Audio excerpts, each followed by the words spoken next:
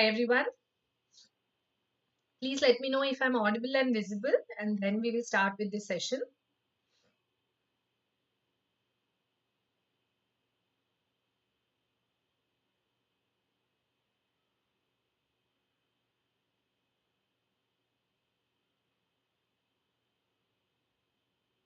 I hope I'm audible and visible and you're able to see the presentation.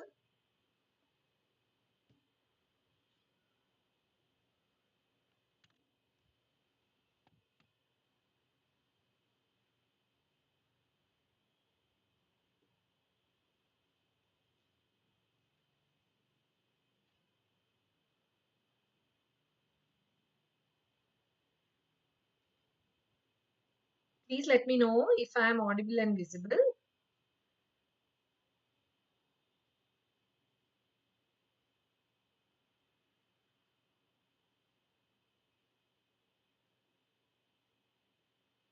Okay, thank you. So today's short session that we'll be doing, this is on basics of refraction. The first part of it I will be doing in a session today, and the second part of it I'll be doing in a session tomorrow at the same time, that is at 7 o'clock tomorrow evening.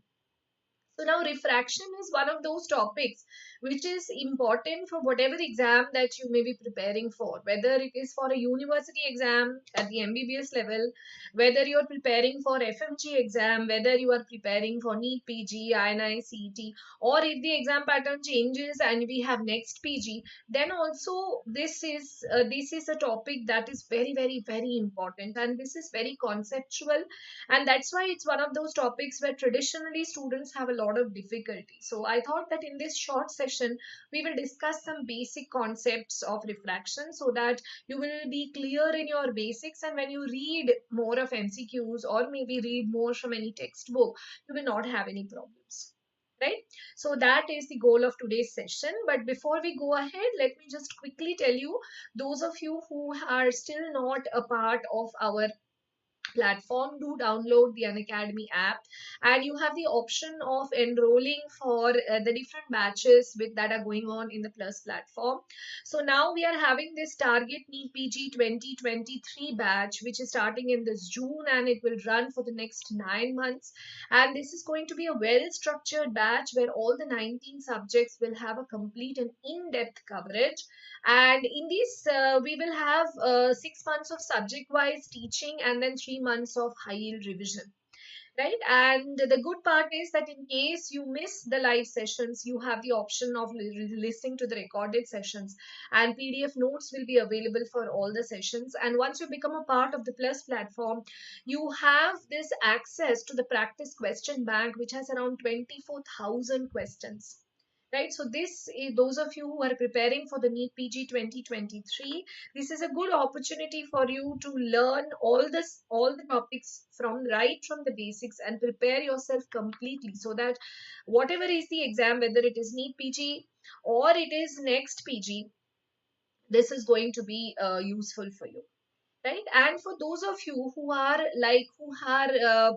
who have given this year's exam, but maybe if you are not, you want to do it again next year. So those of you who are like through with the syllabus once, but who want a one more structured run through of the syllabus, this is another course which is also starting this June, and it will run over 9 months, but it is going to be only about 3 hours in a day, and it is exclusively designed for those students who are once through with the syllabus and who are like retaking the exam, and this is going to follow a more like MCQ, PYQ, IBQ kind of pattern, right? So these are the different NEET PG subscriptions which are available on the platform. And if you want to enroll for the Plus subscription, then you can use my code. My code is DocSudha, right? So this is the bit of information that I wanted to share with you before we go on with the session. So today's session, as I told you, is going to be it is going to be an attempt to understand the eye as an optical system, because that is very essential for us to understand the refraction. right? So whenever we look at the eye as doctors or as medical students, we look at it as a biological structure. Now what we are going to do is, for a little while, we'll just forget the biology of it and try to look at it as an optical system. Now when we look at the eyeball as an optical system, now see, what is the purpose of this optical system? The purpose of this optical system is that when the rays of light, let us consider parallel rays of light here coming from a distant object. When the rays of light are falling in this optical system, then this optical system, what it has to do is it has to bend these light rays and make them converge here to a point, right? And here, this point, at this point, an image is going to be formed, right? So this session is going to be helpful for FMG also, because refraction is something which everybody, it's important for everyone, as I told you, right? So this is the purpose of the eye as an optical system. That is, when rays of light, they come and touch the eye, they have to be bent and ultimately they have to be brought to converge or meet at this particular point, which is on the retina. Right? So if we forget that the eye is actually a biological structure, then the eye is very similar to a converging lens or a convex lens. So if we go back to our 12th standard physics, now what is a converging lens or a convex lens? See, this is a converging lens, which means that when parallel rays of light, by parallel rays, I mean rays of light from a distant object. So they which are originating from a distant object, these are the parallel rays. And when they pass through this converging or convex lens, they are brought to meet at this point. And what is this point called? This point is called as the focus of this particular converging lens, right? And if we have to pass a screen through this focus, then we will get an image of that distant object. Right? Now, if we apply the same concept to the eyeball, then see, this is what is actually happening in the eyeball. The eyeball is also very similar to a converging or a convex lens. Right? So what is it doing? See, this is also like a converging lens. So the parallel rays of light, or the rays of light which are coming from a distant object, when they pass through the eyeball, they are also bent and ultimately they are brought to focus at this point. And here we have a screen. The only difference is, see, this is a curved screen and this is the retina. And here an image of that distant object is going to be formed. Right? So basically the eyeball is very, very similar to a converging or a convex lens. But then when I say that it is a converging lens, it's actually a converging lens system which consists of a number of refractive media. So if I go back to our first picture, see what are the different structures through which this light is passing. See, it's passing through this structure, which you know is the cornea. Then it is passing through the aqueous humor here. Then it is passing through this crystalline lens here, and then it is passing through this vitreous humor to ultimately meet at the retina. Right? So what are the structures which are making up this converging lens system? So if the eye is an optical system, what are the structures which constitute this optical system? So the structures which constitute this optical system from anterior to posterior, they are the cornea, the aqueous humor, the lens, and the vitreous humor. Okay, so these are the refractive media of the eye: the cornea, the aqueous humor, the lens, and the vitreous humor.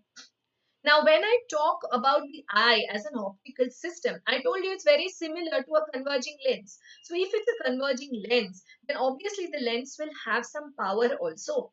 So this means that this eye also has some refractive power. So who will tell me what is the refractive power of the eyeball? What is the refractive power of the eyeball? Do any of you know? What do you think is the refractive power of the eyeball? Okay, the refractive power of the eyeball is around 58 to 60 diopters. This is the refractive power of the eyeball, 58 to 60 diopters. Right? Now, out of this, I told you these are the four refractive media. So, out of this 58 to 60 diopters, around 44 diopters is contributed by the cornea, which means the maximum refraction or the maximum bending of the light rays takes place where? The maximum bending of the light rays takes place here at the anterior surface of the cornea, because that is where we have the maximum refractive power. So around 44 diopters of power is contributed by the cornea. The range can be somewhere between say 42 to 46 diopters. We generally say it's around 44 diopters. And around 16 diopters is contributed by the crystalline lens. So the range is something between say 12 to 18 diopters, but 44 diopters is contributed by the cornea and 16 diopters by the lens. So from this we realize that the maximum bending of the light rays is actually taking place at the anterior surface of the cornea. Then again it is taking place at the level of the lens. Okay, so this is the normal refraction in the eye.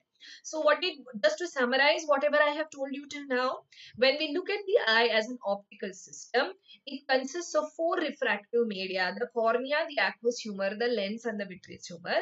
And this optical system functions as a convex or a converging lens, which means that the distant rays or the parallel rays of light, after passing through this optical system, they are brought to focus at a point, and through this focus, if a screen is passed, you will get an image of the distant object like we see here, right? The total refractive power of the eyeball is around 58 to 60 diopters, of which the maximum is coming from the cornea, that's around 44 diopters, and around 16 diopters is coming from the lens. Right? So I hope that up to here everybody is clear with this. Then I will go on to the next part, which is the errors of refraction. So when you talk of errors of refraction, what are the different types of refractive errors that we know? What are the different types of refractive errors? Will anybody be able to tell me? What are the different refractive errors? Okay, let me tell you. The different refractive errors are, we have myopia, we have hypermetropia, and we have astigmatism. Myopia, hypermetropia, and astigmatism. So in this session today, we will look at the optics of these refractive errors. Right? So look at this. See, this is myopia. So what's exactly happening in myopia? See, the distant rays of light, that is the parallel rays, the rays of light coming from a distant object, after refraction through the eyeball, they are meeting at this point F. But where is this point F? This point F, it is in front of the retina. So this is the optics of myopia. So what's exactly happening in myopia? See, normally these light rays should have met here in an emetropic eye. That is an eye which is devoid of any refractive error, like this eyeball, which doesn't have any refractive error. See, these parallel rays met on the retina. But what's happening in myopia? The parallel rays or the distant rays after refraction are meeting at a point F, but this point F is not on the retina, it is in front of the retina. So this is the optics of myopia. Now what about hypermetropia? Hypermetropia is exactly the opposite of this. So let's look at this image. So see, in hypermetropia, what's happening? In hypermetropia, the parallel rays or the distant rays after refraction through the eyeball are meeting at this point F. Now, where is this point F? This point F is behind the retina. It is behind the retina. So, this is hypermetropia. So, essentially, these two are opposite of each other. In myopia, the distant rays or the parallel rays meet in front of the retina. In hypermetropia, the parallel rays or the distant rays are meeting behind the retina. Okay? So these are the simple type of refractive errors, that is myopia and hypermetropia. The difficult part comes when we talk about the third type of refractive errors or the third group of refractive errors, which are called as astigmatism. Now, what is astigmatism? Now, astigmatism happens when the refractive power is different in the two principal meridians of the eye.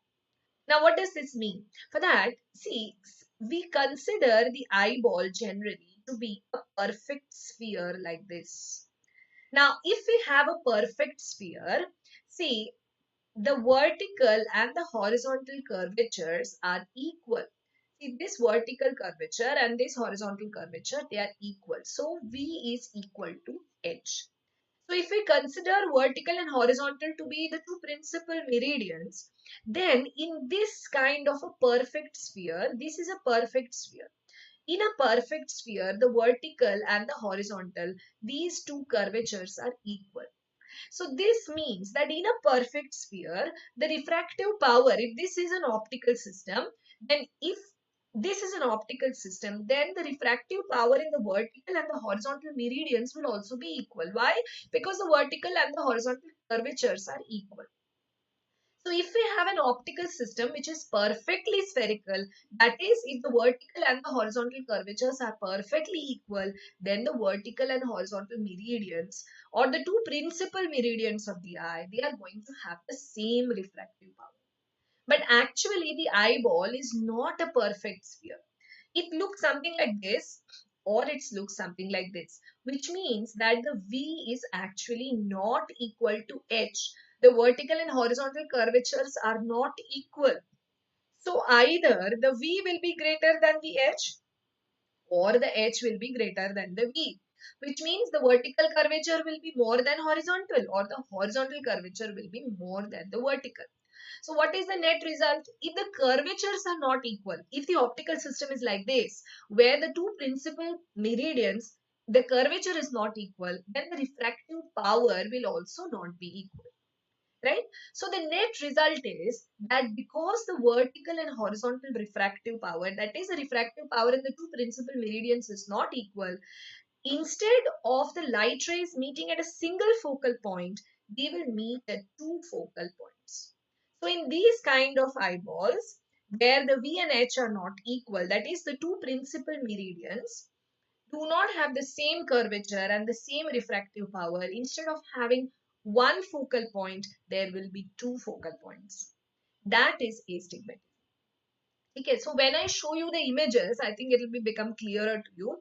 So let's have a look at the different types of astigmatism. Let's look at this one. So this is called as simple myopic astigmatism. So let's look at the image. So see here, the parallel set of rays have come in as a single bundle. Now see what is happening after they are undergoing refraction through the eyeball. After they are undergoing refraction through the eyeball, see, these rays, instead of meeting at a single focal point, are meeting at two focal points. Which are the two focal points? See, this is, I'll name this as F1 and let us name this as F2. Right? So if you name this as F1 and this as F2, then what can we say about the status of F1 and of F2? See, the light rays which are undergoing refraction and meeting at F1, this particular meridian is actually emetropic, meaning it has no refractive error.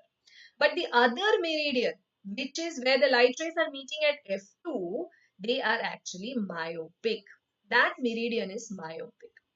Out of the two principal meridians or principal axis, one axis is emetropic and the other axis is myopic. That is called as simple myopic astigmatism. Now let's look at the counterpart of this. Look at the counterpart of this. The counterpart of this is this. This is a simple hypermetropic astigmatism, that is SHA. Now look at this image. Here, see the parallel set of rays which came in as a single bundle. Now, once again, I will name the two points as F1 and F2.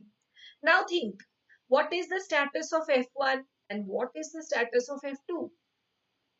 See, the rays of light which met at F1, that particular meridian is again emetropic, meaning it has no refractive error.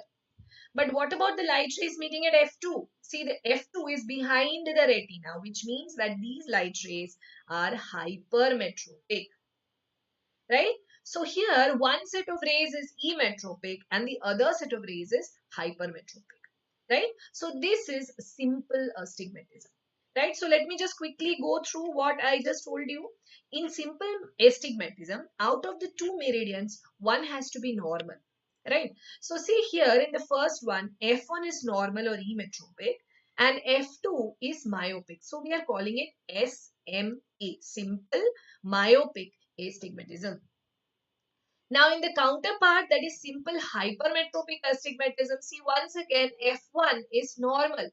F1 is meeting on the retina, it's emetropic, but F2 is behind the retina. So one axis is emetropic and the other axis is hypermetropic. This is simple hypermetropic. Okay? So let me know whether you have understood up to this. I hope this simple concept of simple astigmatism is clear to everyone. Then I am going to go to the next. I'm just going to take it further. So let me know whether you have understood this simple astigmatism. Yes. Now the next concept that we will be going to is called as compound astigmatism. Now what do we mean by compound astigmatism? Look at this picture. Here see the parallel set of rays which have come in as a single bundle. But here see I will name these as F1 and F2. Now will you be able to tell me what is the status of F1 and F2? What should I say? Should I say F1 and F2 are emetropic, myopic or hypermetropic? What should I say? Should I say F1, F2 are myopic, hypermetropic or emetropic? What is the status of F1 and F2? Right, both of them are myopic. Right, see both F1 and F2 both are in front of the retina, which means both are myopic, but they are not equally myopic. So both axes are myopic but not equally. Here see F1 is more myopic than F2. So this is compound astigmatism. So here see both the axes are myopic. So I'm going to call this as compound myopic astigmatism or CMA. I'm going to call this as CMA, that is compound myopic astigmatism. So this is a compound astigmatism. Why? What is its main difference from simple astigmatism? In simple astigmatism, one of the two axes has to be emetropic and the other is defective. In compound astigmatism, see both axes are defective. Both are myopic, or I'll come to the next one where both will be hypermetropic. In this one, see both are myopic, but they are not equally myopic. F1 is more myopic than F2. Right? So this is called as compound myopic astigmatism or CME. Now look at the counterpart of this. Now here also see the parallel rays have after undergoing refraction through the eyeball, they are meeting at 2 points. I will name this as F1 and F2. Now, who will tell me what is the status of F1 and F2 here? Am I going to call F1, F2 as emetropic, myopic or hypermetropic? What should we call? What is the status of F1 and F2? See, both axes here are meeting behind the retina. Yes. So, both of them are hypermetropic. Both the axes F1 and F2, both of them are hypermetropic, but once again see they are not equally hypermetropic. They are not equally hypermetropic. F1 is more hypermetropic than F2. So this, what is this called? This is called as compound hypermetropic astigmatism or CHA. This is called as compound hypermetropic astigmatism or CHA. So see, this is compound astigmatism. So what is the difference between simple and compound? See, in simple, one axis is normal and the other axis is defective. If the defective axis is myopic, we will call it SMA. If it is hypermetropic, we will call it as SHA. Correct? Now see, in compound astigmatism, both axes were defective. Either both are myopic or both will be hypermetropic. If both are myopic, but one is more myopic than the other, we will call it CMA, compound myopic astigmatism. And if both are hypermetropic, but one more than the other, we will call it as CHA, compound hypermetropic astigmatism. Okay? Now the last type of astigmatism. Let's have a look at this image. Look at this image. See here, the parallel set of rays which have come in as a single bundle. But once again, they are meeting at 2 points, F1 and F2. So what can we say about the status of F1 and what will we say about the status of F2? What should we say about the status of F1? Chalo, tell me what is the status of F1? Should we say F1 is emetropic, myopic or hypermetropic? F1 is myopic. F1 is myopic because it is in front of the retina, and F2 is hypermetropic, right? So see here, this is one type of astigmatism where one axis is myopic and the other axis is hypermetropic. So this is called as mixed astigmatism. So this is called as mixed astigmatism. Okay, so these are the 5 different types of astigmatism that we need to know. Right? So I'll just quickly run through the different images that we saw. See, this is an emetropic eyeball where the parallel rays or the distant rays are converging to a point on the retina where an image of the distant object is going to be formed. This is emetropic. Now, what are the different types of refractive errors? We know myopia, hypermetropia, and astigmatism. In myopia and hypermetropia, there will be only a single focal point F. It will be either in front or behind the retina, but there is no F1, F2. There is only one focal point, that is F. So see, what is myopia? In myopia, the distant rays or the parallel rays are meeting at this one point F, but that one point F is in front of the retina. Hypermetropia is the exact opposite of this. The light rays meet at a single point F, but that point F is behind the retina. Right? Now about astigmatism. The concept of astigmatism is that this eyeball, which is an optical system, is not a perfect sphere, which means that the vertical and horizontal curvatures, or I should say the curvatures of the two principal axes, are not equal. So one axis tends to be more curved than the other. So if the curvatures of the two principal axes are not equal, their refractive powers also will not be equal. So therefore, instead of a single focal point F, there will be two focal points F1 and F2. So in all images of astigmatism, we will get these two focal points F1 and F2. So first, simple astigmatism. In simple astigmatism, one of the two axes is emetropic and the other is defective. So see here, F1 is emetropic, F2 is myopic. So we will call this simple myopic astigmatism. The counterpart of this is this, simple hypermetropic astigmatism. Once again, one of the two axes, that is F1, is emetropic and F2, which is the defective axis, is hypermetropic. So this is SHA. Next, compound astigmatism. Compound astigmatism means both the axes will be defective. So here see, both the axes are myopic. Both F1 and F2 are myopic, but they are not equally myopic. F1 is more myopic than F2. So we are going to call this as compound myopic astigmatism. The counterpart of this is this, compound hypermetropic astigmatism, where the two axes again both are defective, both are hypermetropic but not equally. F1 is more hypermetropic than F2. Right? The last one is called as mixed astigmatism for very obvious reasons, because here out of the two axes, one is meeting in front of the retina, so it's myopic. Here F1 is myopic and F2 is. Okay, so this is the basic optics of refractive errors. Right, so tomorrow we will be taking this forward. Tomorrow we have the second session of this series, that is basics of refraction. So tomorrow do join me again at the same time, that is at 7 p.m.